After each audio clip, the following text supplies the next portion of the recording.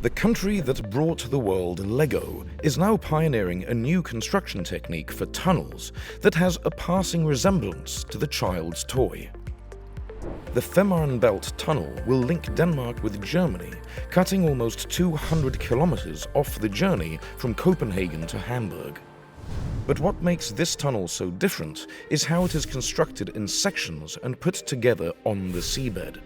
Until now, there have been two primary forms of tunneling. The one you probably know is using massive boring machines to create a tunnel by removing earth from deep underground. It's the way the Channel Tunnel was built. The other is what is known as cut and cover and is usually used for shallower tunnels. One of the most well-known examples of a cut and cover tunnel is the Circle and Metropolitan line of the London Underground. In this method, land is dug away to create a trench to build the tunnel. In the old days, it could be made of brick, but nowadays it's more likely concrete. Once the tunnel is constructed, the earth is replaced over the top, becoming invisible. The new Fehmarnbelt tunnel uses an entirely different approach.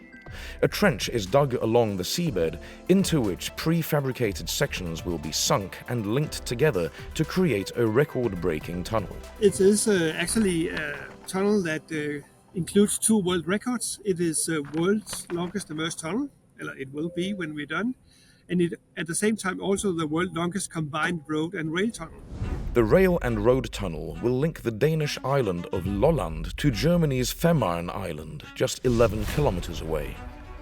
It's the closest sea crossing between the two countries, and the coasts can be easily seen on a clear day. Geographically, the location was ideal, and the seabed conditions made an immersed tunnel the best option.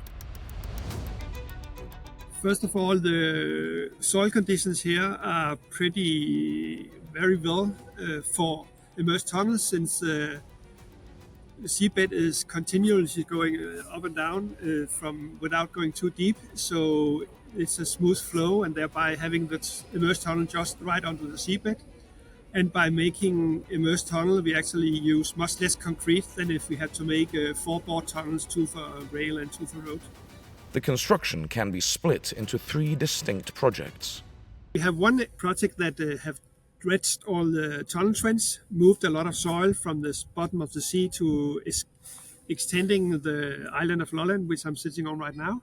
We have another project of constructing a factory and including all the things necessary to produce elements. And then we have a project of casting the elements, outfit them, sail them out, and place them at the bottom of the sea where the tunnel trench is, and then cover it up again. And then we have established the seabed as it was before, but now with a tunnel beneath it. There's not much to see on the surface of all the work on the seabed, but the project is evident on land. The seabed soil has been reused to create new wetlands to increase biodiversity and provide recreational space. And, of course, a vast factory has been constructed to build the concrete elements, giant Lego bricks, if you like, that will make up the finished tunnel.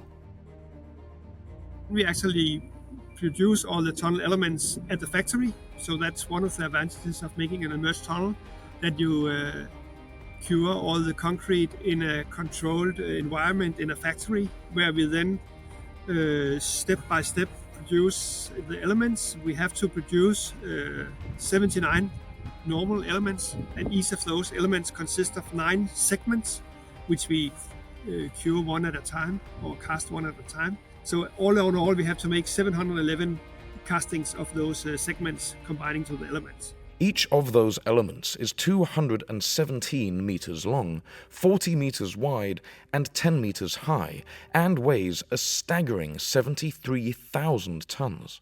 There's no equipment in the world that can lift those elements, so the only way you can move them is by pushing them on some skidding beams towards the water, and then have a sluice where you can put water in and then sail them out and lower them down to the water sea level, and then sail them out to where they should be immersed.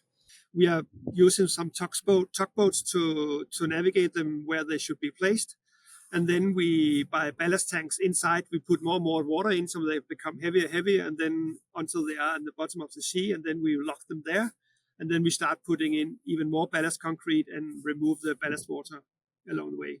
The elements have a rubber ring on the end to form a seal, and on the seabed, the elements are joined together and made watertight. Of course, we have made some very conservative design, so we are sure that it lasts and that it lasts for 120 years.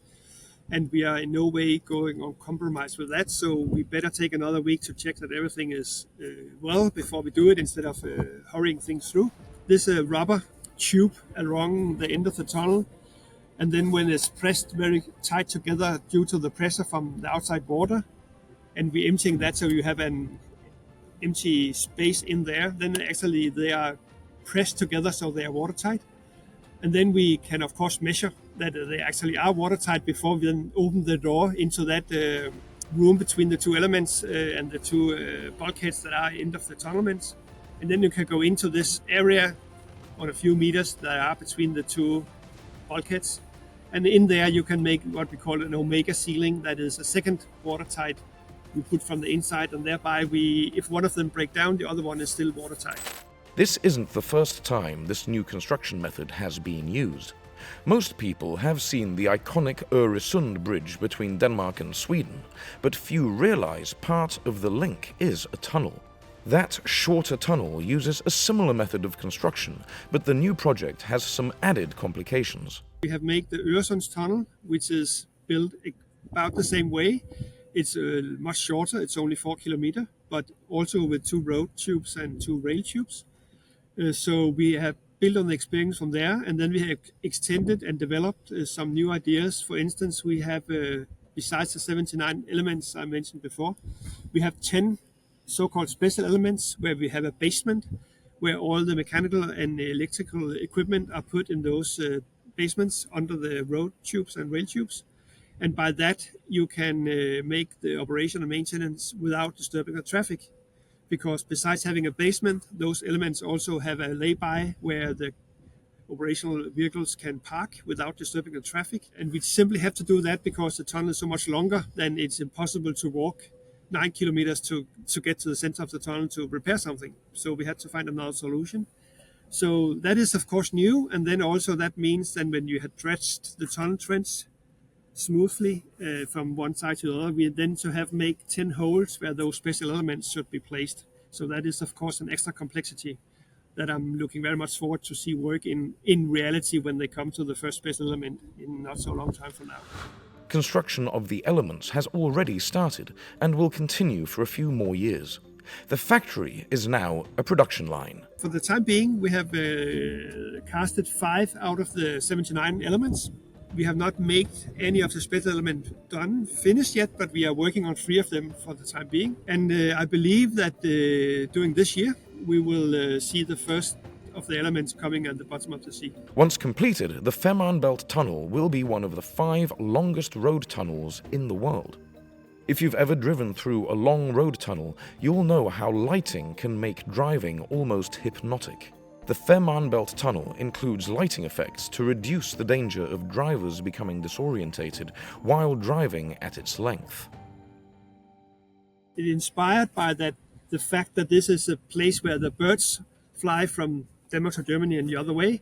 In different places along the time, you could see this extra light in the front of you, and then you will pass like this flock of birds that you're passing. So by that you can see something new instead of just seeing the light after light after light.